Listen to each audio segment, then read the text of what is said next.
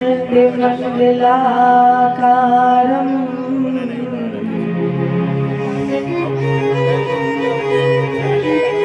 व्याप्तमेन चराचरम्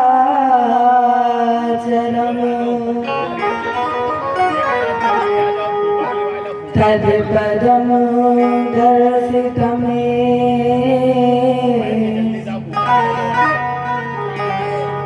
तस्मै श्री गुरुवे नमः। कृष्णाय वासुदेवाय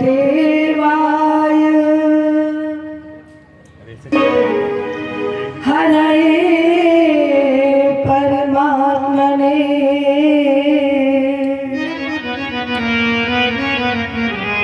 प्रणतक्लेशनाशाय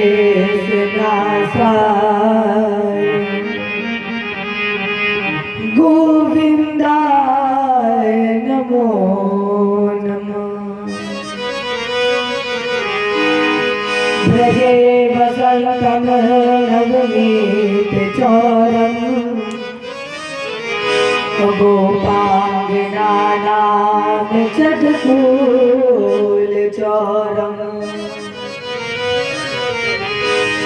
अनेक जन्मार्जित पाप चौरम् अचौराग्रगण्यं पुरुषं नमामि।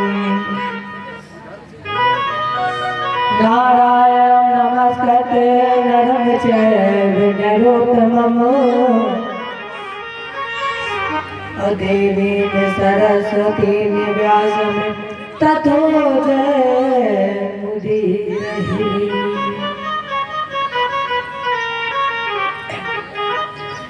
गिरि को उठाए ब्रज गोपों को बचाए लीनो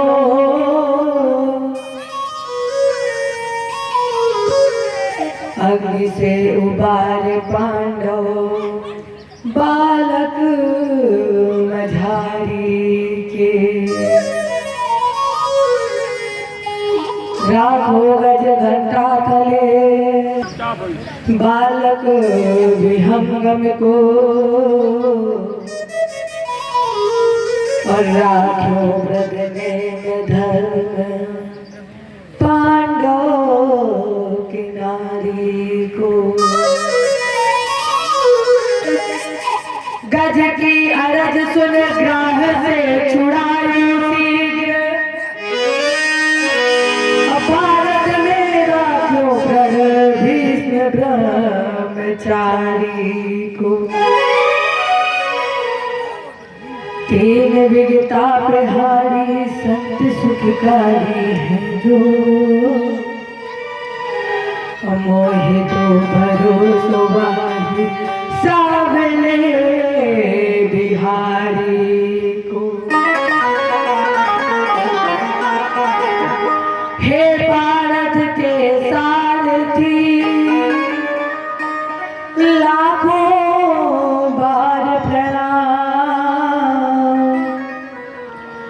आकर डोर संभालिए मन की छुट्टी लगा।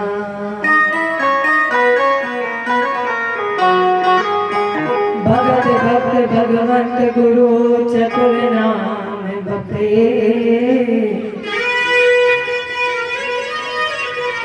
अपने के पग बंधन किए नासक बीर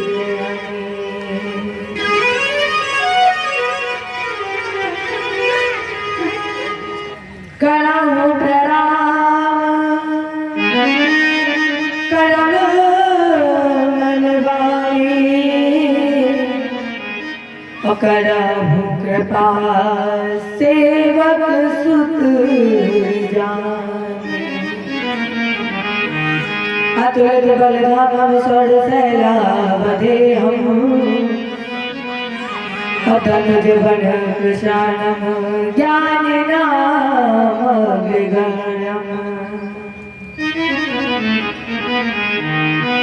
सकल गुण निधान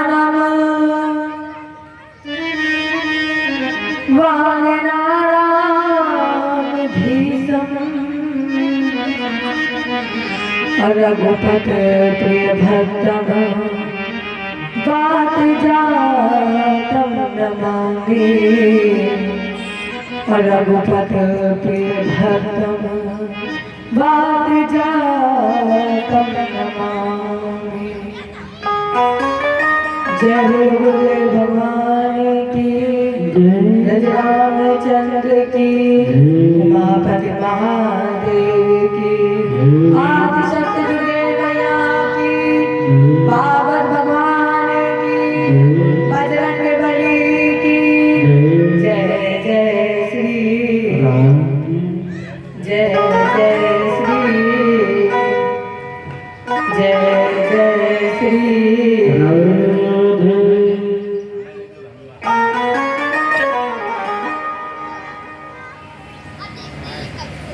आज हम सभी इस श्रीमद् भागवत कथा के पंचम दिवस में प्रवेश करने जा रहे हैं। यहाँ पर उपस्थित समस्त श्रद्धालु भक्तजन एवं करुणामयी माता है। इस व्यासपीठ से मेरा नमन स्वीकार करें और अपने इष्ट, अपने राधा रानी, अपने गुरु, अपने गोविंद से कहे, हे प्रभु, मेरे जब भी पांव लड़खड़ाए हैं तो आपने ही साथ दिया है, आपने ही संभाला है। और हम ये चाहते हैं कि इस जीवन में कभी भी लड़खड़ा जाए, कभी भी कुछ समझ ना आए तो हे प्रभु, आप ही हो जो हमें संभाल सकते हो। इसलिए सभी भक्त राधा रानी अपने इष्ट, अपने ठाकुर जी से कहें, मेरे जर जर है पाँव, हे ठाकुर, मेरे जर जर है पाँव, संभालो प्रभु मेरे जर जर है पाँव। मेरे जर जर है पाँव, संभालो प्रभु मेरे चरणों की छाँव। बिठालो प्रभु अपने चरणों की छाँव।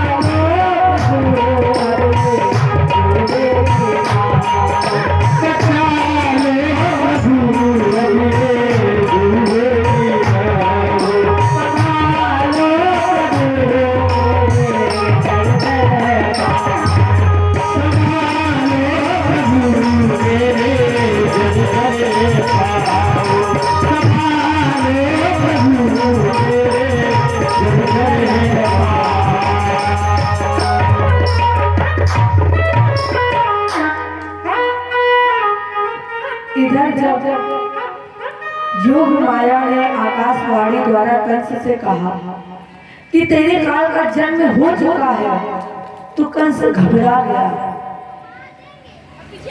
रात्रि में ही आपातकालीन सभा बुलाई और अपने सैनिकों से कहा कि मेरे शत्रु ने जन्म ले लिया है और मैं नहीं चाहता कि ये बड़ा हो करके मुझे मारे, इसलिए जाकर के हत्या कर दो। अब सैनिकों ने कहा कि हम इसे ढूंढेंगे कहाँ? तो कंस ने कहा कि 84 कोस व्रत भूमि में जितने भी महीने भर के बच्चे जन्मे हैं ना, सभी बच्चों को मार दो, सभी बच्चों की हत्या कर दो। अब फिर एक प्रश्न उठा कि अब जाएगा कौन मारने?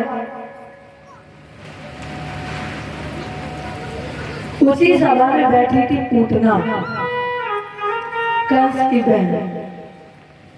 पूतना खड़ी हुई और बोली, भैया मैं जाऊंगी, मैं जितने भी बच्चे जन्मे हैं सबको मारूंगी। कंस ने पूछा, कैसे मारूंगी? पूतना ने बताया कि मैं अपने स्तनपान में जहर लगा लूंगी और जितने भी बच्चे जन्मे हैं सबको स्तनपान करा के सबकी हत्या कर दूंगी। कंस ने जाने का आदेश दे दिया।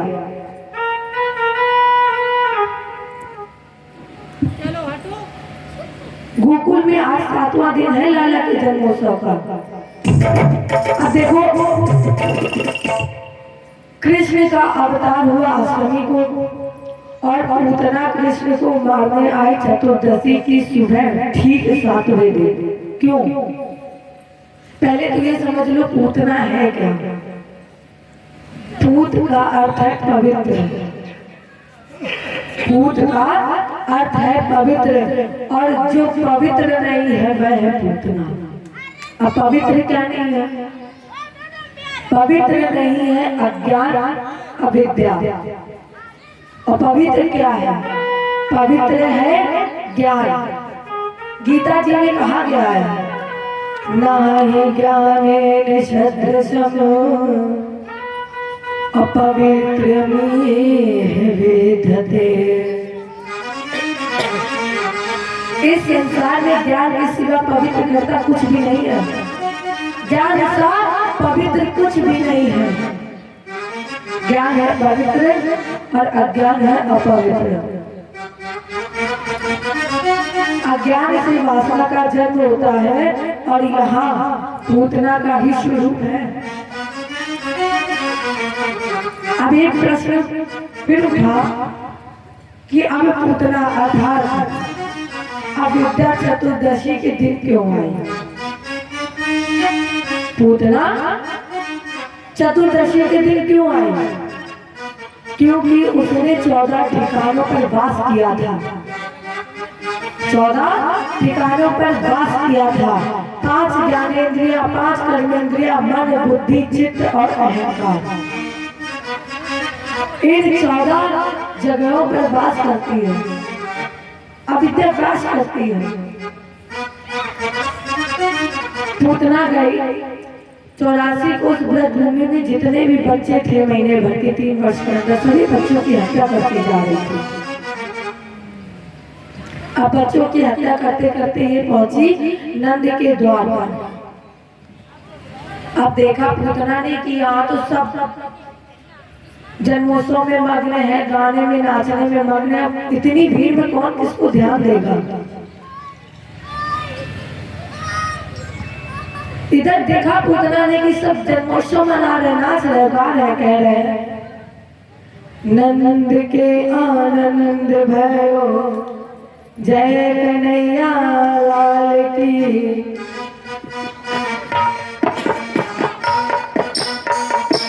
सभी लोग नाच रहे थे, गा रहे थे, नंद के आनंद भयो जय कन्हैया लाल की।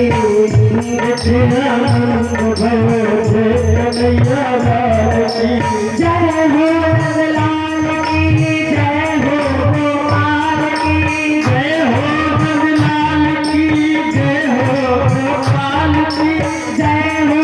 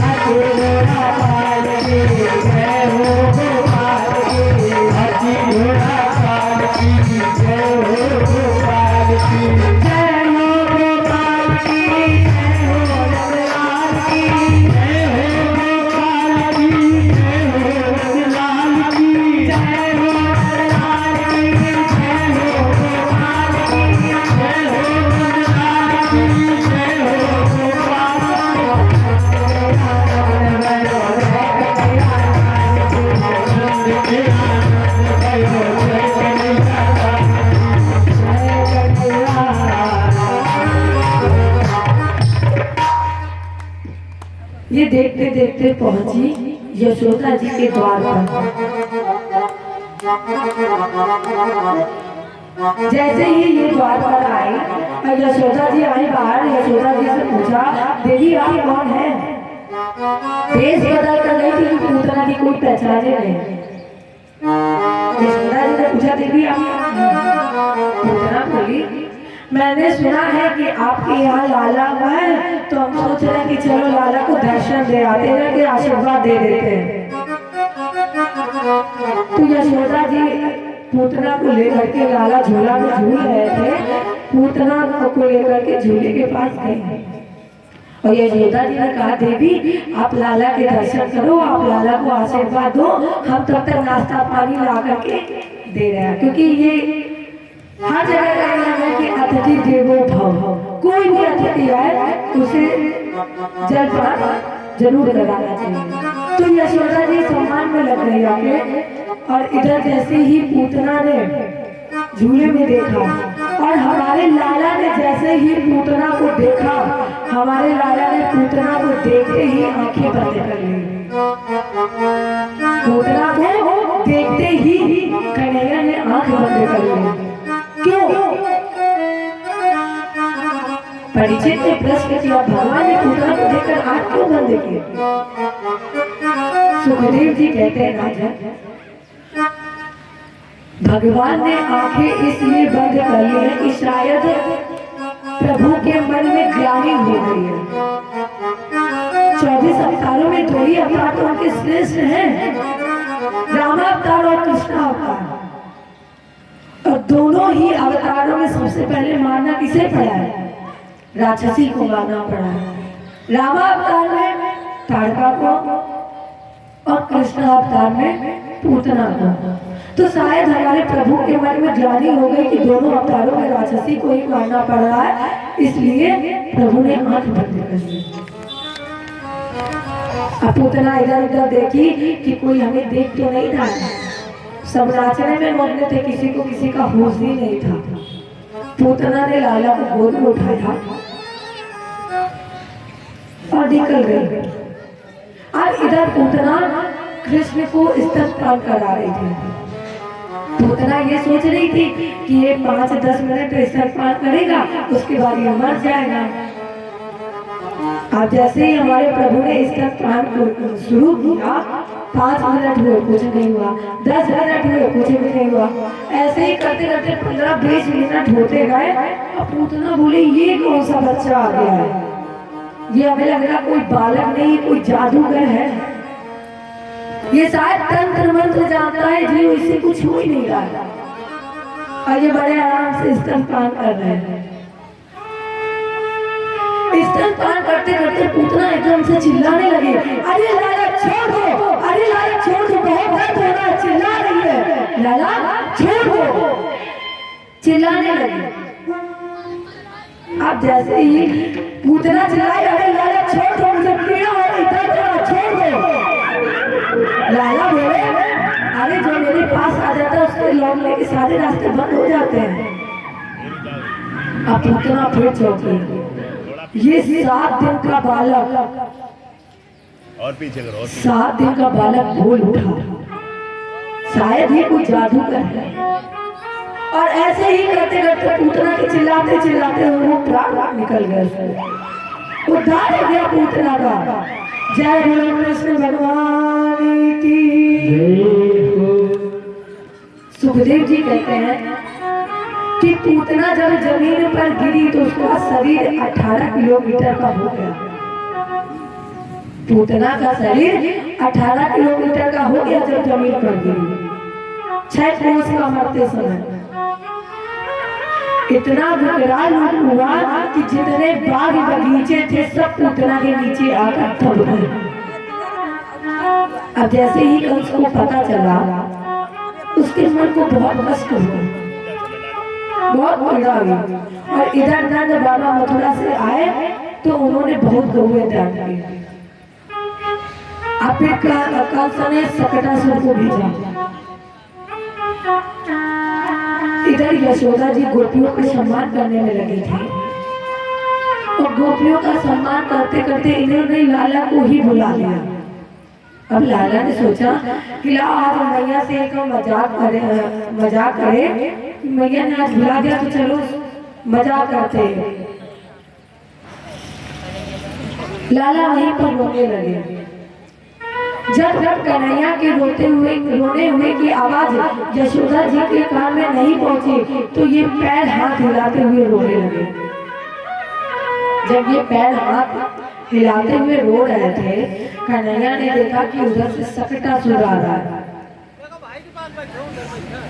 पूतना का भाई सकटासुर आ बैठा है तो लाला ने जोर से गाड़ी में लात मारी और गाड़ी उलट गई। उसी के नीचे आकर सकटासुर दबकर मर गया। इस तरह से सकटासुर का भी उद्धार हो गया। अब जब सभी ग्वालों ने देखा, बच्चों ने देखा तो बच्चे दौड़ करके गए बता रहे हैं अरे लाला ने गाड़ी उलट दी है, सारा दूध दही माखन फैल गया है। सुखदेव जी कहते हैं राजा जब आपके ऊपर सकटासुर सवार हो, जब आपको लगे कि आपके ऊपर सकटासुर सवार हो रहा है तो आप 108 मोतियों वाली माला को लेकर भजन करें। ये एक ऐसा राजा है कि कंस के द्वारा सभी भेजे गए राक्षसों को सबका उद्धार कर रहा है। और जब आपके सर पर लगे कि सकटासुर सवार हो गया है तो 108 मोतियों वाली माला लेकर जब करिएगा और कहिएगा श्रीमन नारायण नारायण नारायण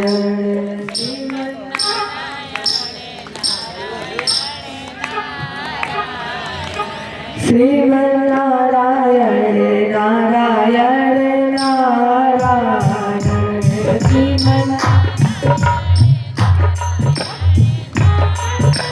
हमारे यहाँ के श्रोता कितने अच्छे हैं कि बोलना ही नहीं पड़ता, अपने आप ही दोनों तालियां बजाते और कहने लगते हैं।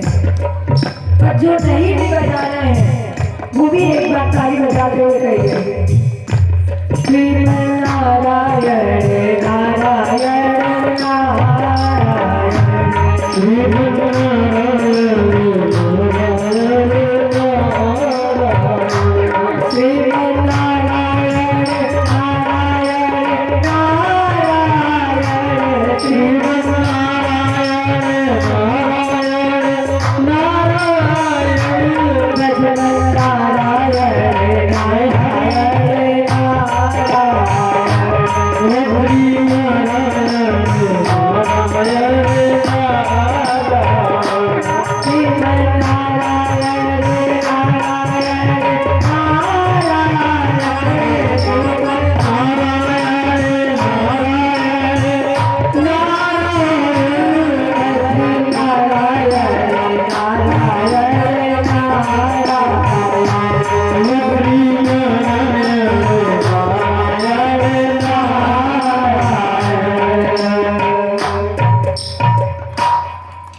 इसके बाद अब कंस ने श्री कृष्ण को मारने के लिए भेजा त्रिरावत, त्रिलोक का आवर्त, त्रिलोक का खजाना।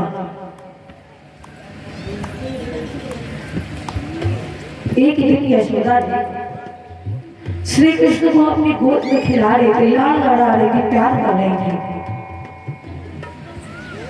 तो कन्हैया ने देखा त्रावर्त आया है। त्रावर्त बवंडर का रूप लेकर आया है। जैसे ही श्री कृष्ण ने देखा कि बवंडर आ रहा है, त्रावर्त आ रहा है, तो कन्हैया ने अपना इतना भार बढ़ा लिया कि मैया यशोदा उस भार को सहन नहीं कर सकी और लाला को वहीं पर जमीन पर बैठा लिया। और फिर इधर यशोदा मैया अपने कामों में लग गई। जैसे ही बवंडर कन्हैया के पास आया, कन्हैया को बवंडर उठा करके ले गया, आकाश में उड़ गया। अब कन्हैया ने फिर से अपना इतना भार बढ़ा लिया, इतना बढ़ा लिया भजन कि वो बवंडर भी उस भार को सहन नहीं कर पाया और बवंडर का भी उद्धार हो गया। जय बोलो कृष्ण भगवान की। हमारे 16 कलाओं से धरा को विभूषित करने वाले धर्म ध्वज वाहक याज्ञेंद्र शतान पूतना माने वासना और त्रावर्त माने तृष्णा।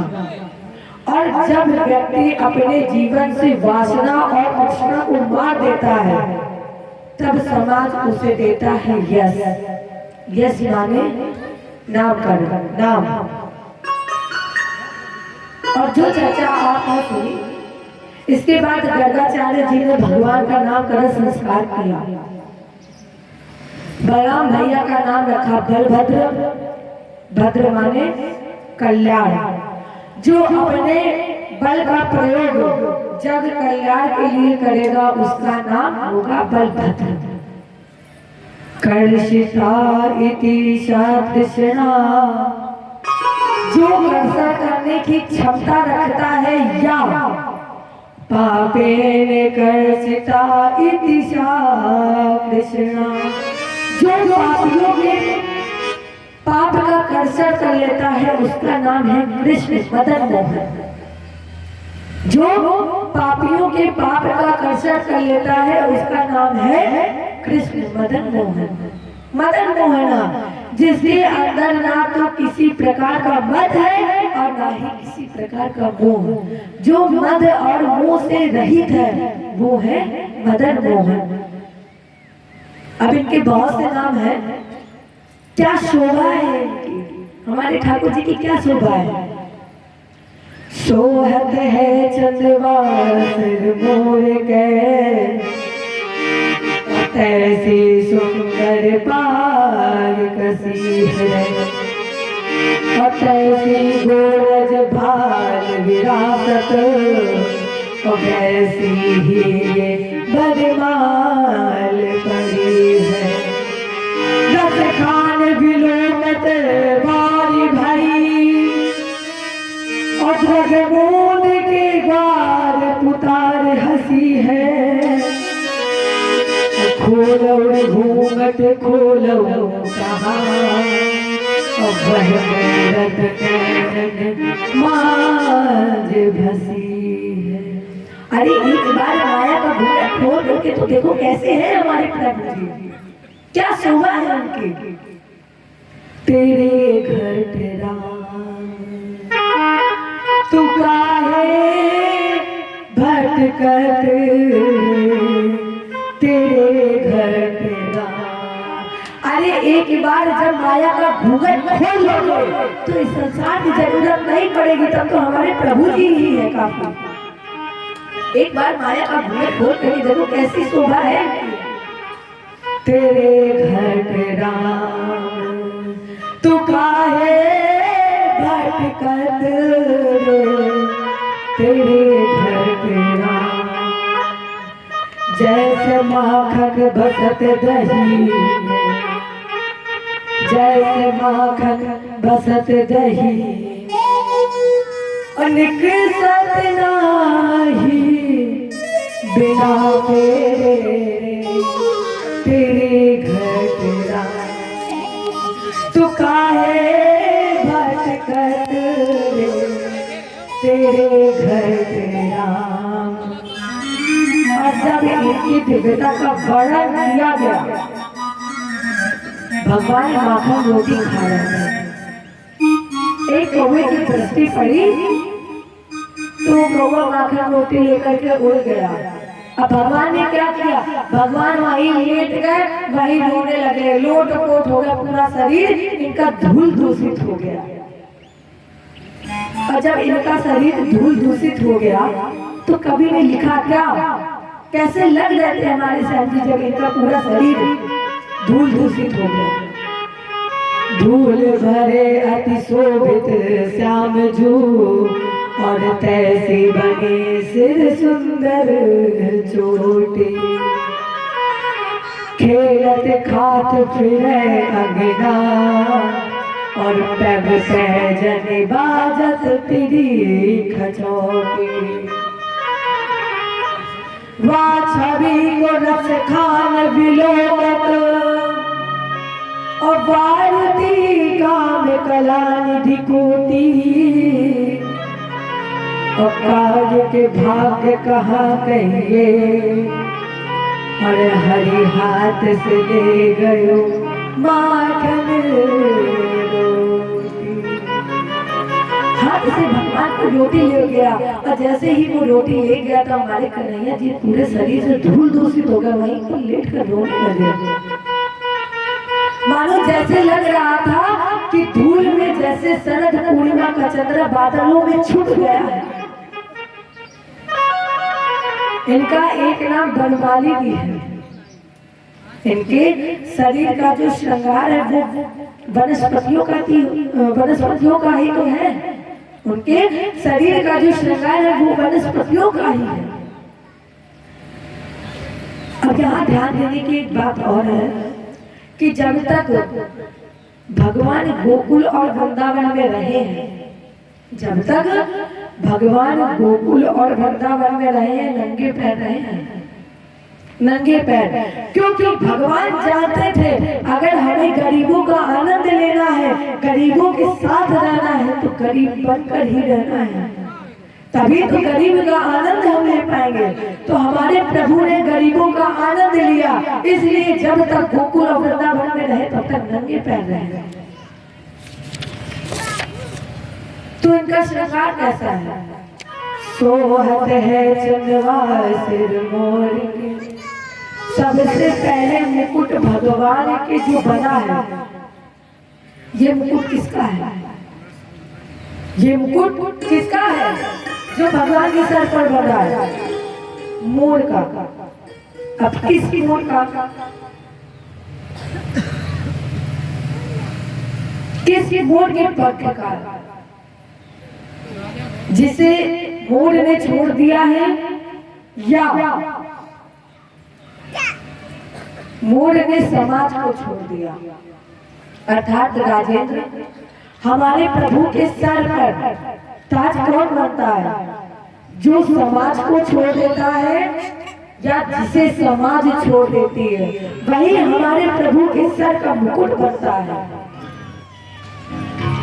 और आपको पता होगा भगवान को पाने के लिए 3 चीज छोड़नी पड़ेगी, शरीर, समाज और संसार।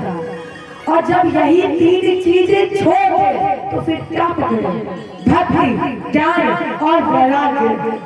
अगर आप भक्ति, ज्ञान, वैराग्य पकड़ लेंगे तो ये निश्चित है हमारे प्रभु को आना ही पड़ेगा।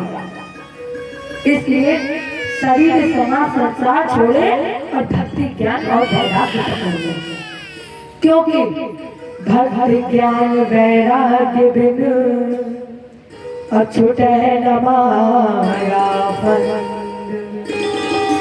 बिन छूटे भेटे नहीं पूर्ण परमानंद। पूर्ण परमानंद की पूर्ति नहीं हो सकती है। तो भगवान के सर पर जो मुकुट बना है वो है मोर के पंख का। भगवान के गले में जो बनमाल पड़ी है वो है वनस्पतियों की। कितनी लंबी है कि इस माले का निचला सिरा, इस माले का जो निचला सिरा है वो हमारे बिहारी जी के चरणों के अंगूठों को छू रहा है। भगवान कृष्ण के कानों में कुंडल है, जी कलेज की कली के हैं, पैरों में नीम की सीधी तोड़ियां पहने हैं, इसलिए इनका एक नाम बनमाली है। यहाँ पर एक संत ने बड़ी अच्छी लाइन लिखी है, तेरी मंद मंद मुस्कानियां पे, वो तेरी मंद मंद मुस्कानियां पे, बलिहार श्याम जो, बलिहार तेरी मंद मंद मुस्कानियां पे, मंद मंद मुस्कानियां पे, बलिहार श्याम रे, बलिहार तेरे मंद मंद मुस्कानियां पे, तेरी मंद मंद मुस्कानियां पे, बलिहार श्याम जो, बलिहार श्याम जो, बलिहार श्याम जो, बलिहार श्याम जो। जय हो।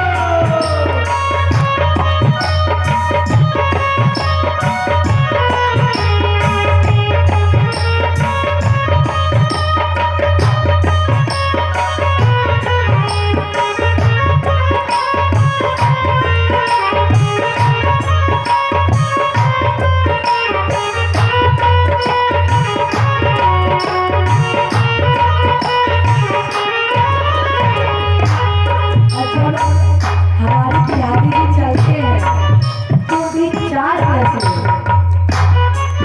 तेरी चाल अजब मतवाली लगती है प्यारी प्यारी, तेरी चाल अजब मतवाली लगती है प्यारी प्यारी, तेरी चाल अजब मतवाली लगती है प्यारी प्यारी, तेरी चाल अजब मतवाली लगती है प्यारी प्यारी, तेरी पायल की मैं चलिया पे, तेरी पायल की मैं चलिया पे, बलिहार श्याम जो, बलिहार श्याम जो, बलिहार श्याम रे, बलिहार श्याम रे।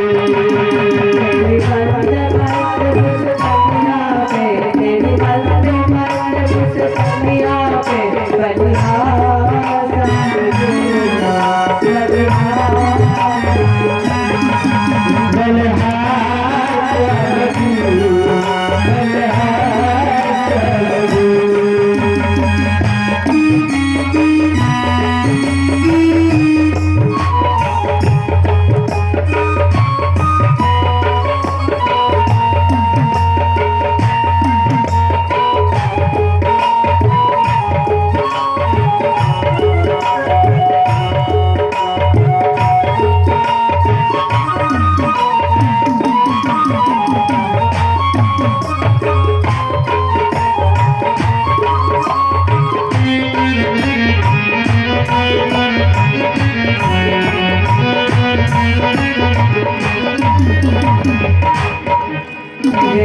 मेरा था प्यारी लगती है सबसे प्यारी, मेरा प्यारी लगती है सबसे प्यारी, मेरा था प्यारी लगती है सबसे प्यारी, मेरा प्यारी लगती है सबसे प्यारी, मेरी युगल छवि तेरे बलिहार,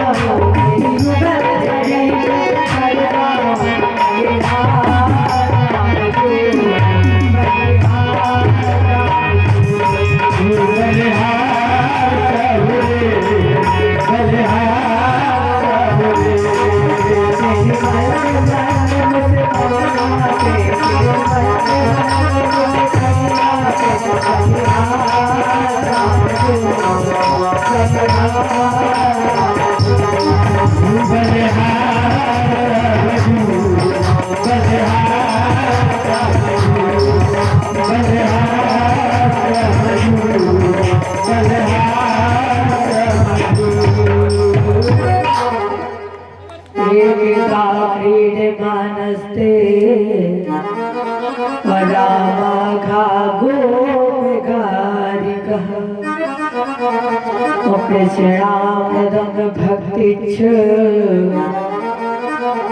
वानित मात्रे वेद। एक बार भगवान कृष्ण ने मिट्टी का भोग लगाया। अब इधर बलराम भैया ने देख लिया तो कन्हैया से कहा, लाला तुम बहुत सीधे थे ना, तुम्हारे अंदर सारी अच्छाइयाँ थी, जो तुम एक अच्छाई और ले आए। पकड़ लिया हाथ और मैया यशोदा के सामने ले गए। मैया आपको पता है? मैया ने कहा क्या? बलराम भैया बोले, मैया ये लाला ने मिट्टी खाई है। अब यशोदा जी ने पूछा, लाला तूने मिट्टी खाई? अब वो कन्हैया मिट्टी का डेला मुंह में रखे थे। अब सोच रहे थे कि अगर हम बोलेंगे कहीं मिट्टी का डेला मैया को दिख गया फिर तो हमारी जय जय। तो भगवान कुछ बोले नहीं, सर नीचे किया और सर हिला दिया, मैया मैंने नहीं खाई। मैया ने फिर बलराम भैया से कहा, अरे बलराम ये तो कह रहा मैंने मिट्टी नहीं खाई है और तुम कह रहे मिट्टी खाई। बलराम बोले, भैया मैया हमने खुद अपनी आंखों से देखा है कि लाला ने मिट्टी खाई है। मैया पूछ रहे, खाए लाला खाई मिट्टी? लाला कह रहे नहीं खाई। बता रहा कि नहीं बता रहा, खाई कि नहीं खाई? अब लाला ने कह रहे नहीं मैया नहीं खाई। अब मैया हमें लगता तुम ऐसे नहीं बोलोगे।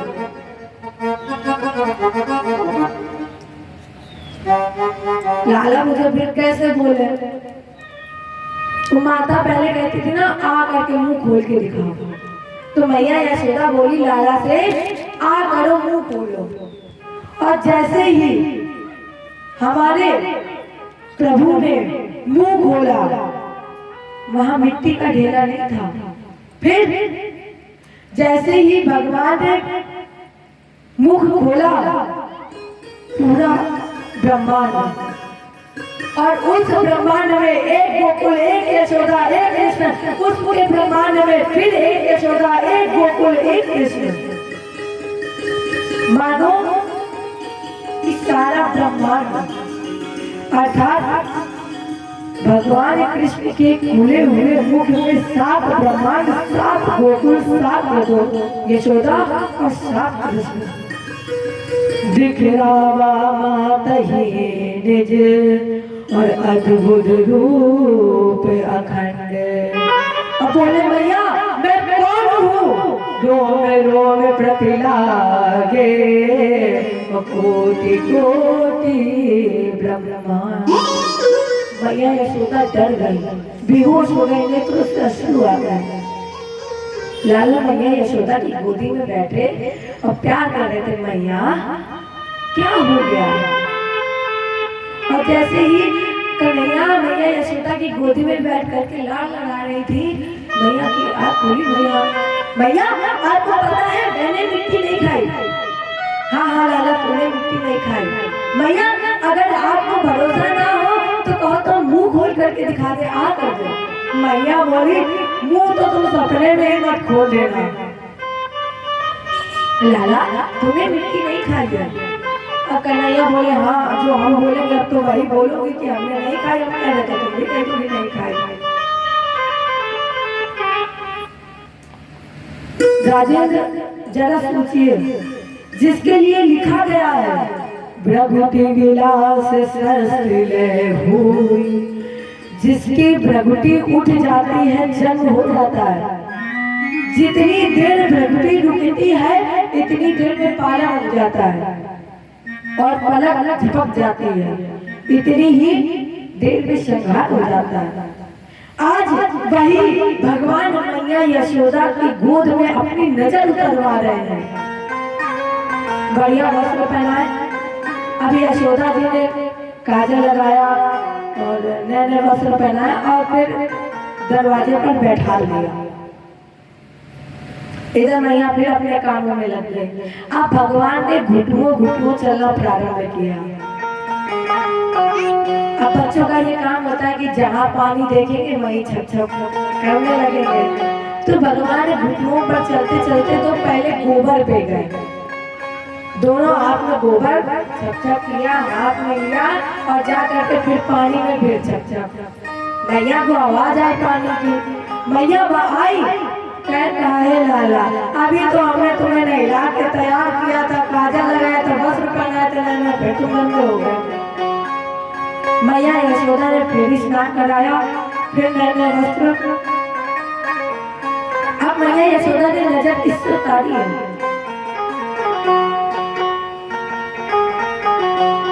अब जब मैया यशोदा ने काजल किया, नए नए वस्त्र पहनाए, श्रृंगार किया जब, तो फिर भैया यशोदा ने कन्हैया को द्वार पर बैठा लिया। अरे एक पंडित जी इधर से निकले तो बढ़िया डिब्बे लड्डू का प्रसाद दिए। पंडित जी ने देखा कि लाला बैठा है, तो पंडित जी ने पूछा क्या लाला लड्डू खाओगे? कन्हैया को तो वैसे भी जो, कन्हैया ने कहा हाँ हम खाएंगे। पंडित जी ने एक लड्डू दिया, एक लड्डू खाया। और लोगे? कन्हैया बोले हाँ और लेंगे।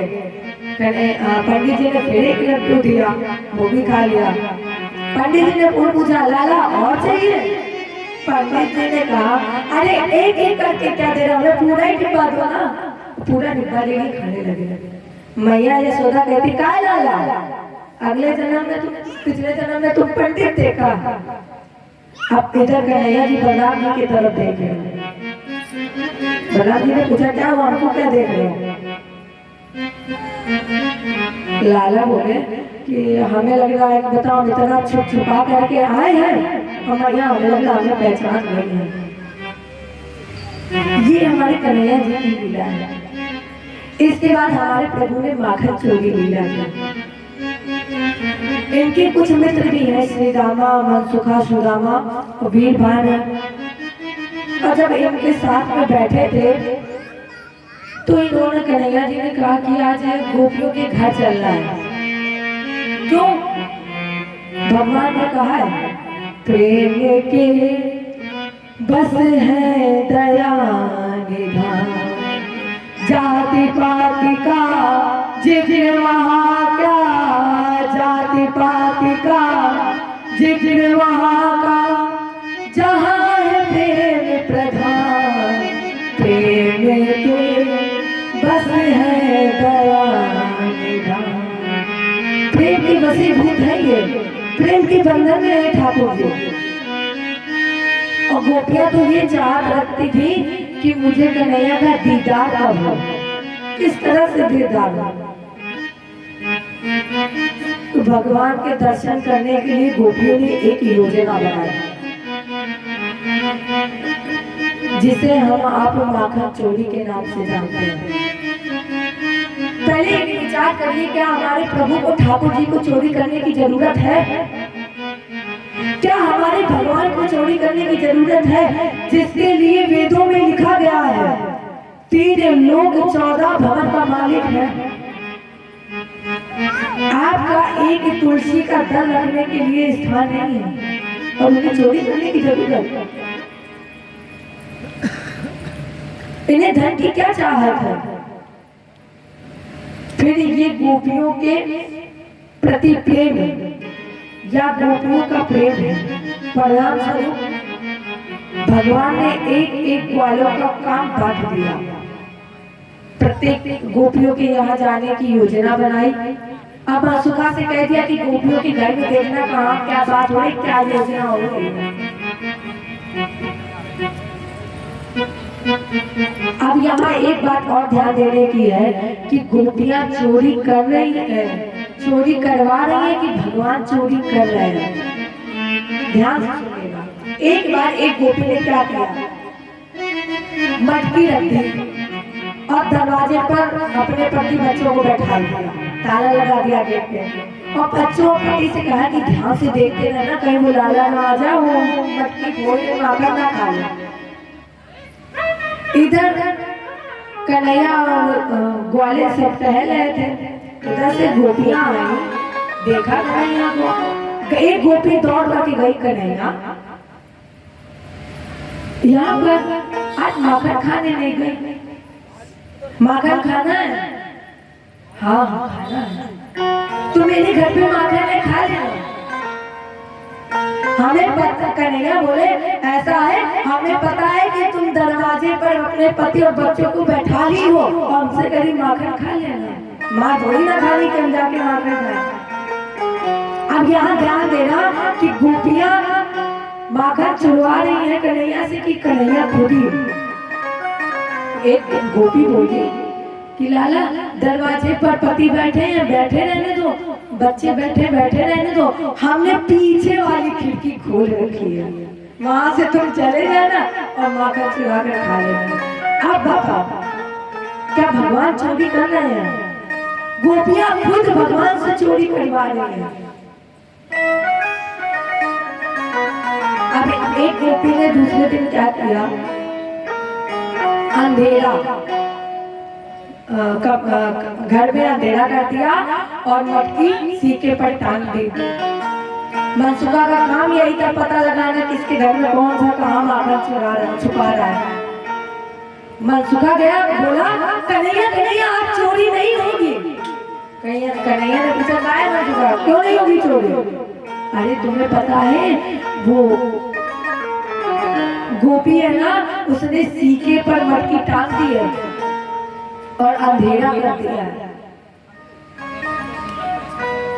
कन्हैया बोले मनसुखा ग्वालों से, तुम जाओ एक एक लाठी लेकर के आओ, हम तब तक आ रहे अपने काम से।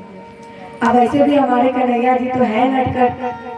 कन्हैया जी गए, आंखों को मसलते हुए यशोदा जी के पास पहुंचे, रो रहे, आंखों को मसल रहे। मैया ने पूछा लाला क्या हुआ है, क्यों रो रहे हो? क्या गोपियों ने कुछ कह दिया? क्या ग्वालों ने कुछ कह दिया या कोई कुछ तुमसे बोल दिया है? लाला अरे बताओ क्यों रो रहे हो?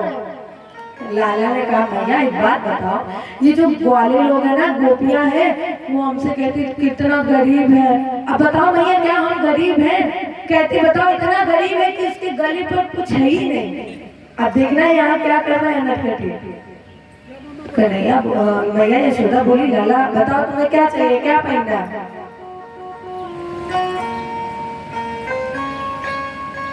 अब मैया यशोदा ने चमकती हुई जो चीज छोटा सा चमकता हुआ लॉकेट गले में पहना दिया आपको। तो लॉकेट पहना दिया, टॉर्च जिससे रोशनी आ रही थी। कन्हैया गए और सभी ग्वाले आए, सब मटकी तोड़ी, माखन खाया और निकाल करके चले गए। अब की बार ललिता जी, इन्होंने फिर मटकी को सीके पर टांग दिया। अब फिर कन्हैया गए और अब की बार जब सीके पर टांगा तो घंटी लगा दी। सीके पर मटकी टांग कर घंटी लगा दी कि ये माखन चुराएंगे तो हमें पता चल जाएगा, घंटी बजेगी। तुम कन्हैया गए और ग्वाले सखा गए तो घंटी से बोला ए घंटी बजना नहीं जब तक हम ना कह दें। कन्हैया ने सभी ग्वालों को माखन खिला दिया, घंटी नहीं बजी। सभी ग्वाले माखन खा करके नीचे उतरे। जैसे ही कन्हैया ने माखन लिया और भोग लगाया, घंटी बज पड़ी और जैसे ही घंटी बजी ललिता वहां आ गई तुरंत। ललिता ने हाथ पकड़ा, काय लाला हाथ पकड़ में आ गए। बड़ी तेरी मैया कहती थी हम लहंगा लेकर के जाते थे कि मेरे लाला को चोरी करने की क्या जरूरत है जब मेरे घर पे खुद है। आज आ गए हो तो अब आज हम छोड़ेंगे नहीं, पकड़ लिया है। कन्हैया बोले अरे एक मिनट रुक जाओ, हमें पहले घंटी से बात कर लेने दो। ललिता ने कहा ठीक है कर लो बात। घंटी से बात की। काय घंटी? जब तक हम बोले तब तक तुम, जब तक ये लोगों ने माखन खाया ग्वालों ने तब तक तो तुम बजी नहीं, और जैसे ही हमने खाया तुम बज पड़ी। काय बजी? घंटी बोली प्रभु जब भक्त प्रसाद ग्रहण करते हैं तब घंटी नहीं बजती है। आप लोगों ने मंदिर में देखा होगा जब पंडित जी लोग भोग लगाते हैं तो एक हाथ से घंटी बजाते जाते हैं और एक हाथ से भोग लगाते जाते हैं। तो आपने जैसे ही भोग लगाया, हमें लगा कि पंडित जी घंटी बजाना भूल गए, इसलिए हम अपने आप ही बज गए। ललिता बोली क्या करें, बात हो गई? हाँ हो गई बात। अच्छा ललिता हमें माफ कर दो, अगली बार से हम नहीं चोरी करेंगे। ललिता बोली कि अब हम ऐसे नहीं मानने वाले। कन्हैया बोले कहो तो नाच करके दिखा दो। ललिता बोली अरे तुमने बहुत नचा लिया है, अब हम नाचने वाले नहीं। अरे ललिता एक बार देख लो, एक बार। तो कन्हैया नाचने लगे गोपियों के बीच में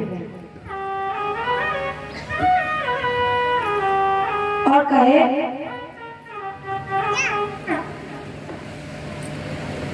नाचने नाचते गोपियों के झूमते झूमते कह रहे हैं कन्हैया, मेरी छोटी सी किशोरी बड़ी प्यारी लागे, मेरी छोटी सी किशोरी बड़ी, मेरी छोटी सी किशोरी बड़ी प्यारी लागे, प्यारी लागे जग से प्यारी लागे, प्यारी लागे जग से प्यारी लागे, मेरी छोटी सी मेरी प्यारी, मेरी छोटी सी किशोरी मेरी छोटी सी किशोरी बड़ी प्यारी लागे। बिहारी जी की आंखें कितनी बड़ी बड़ी है, कितनी प्यारी, कितनी सुंदर।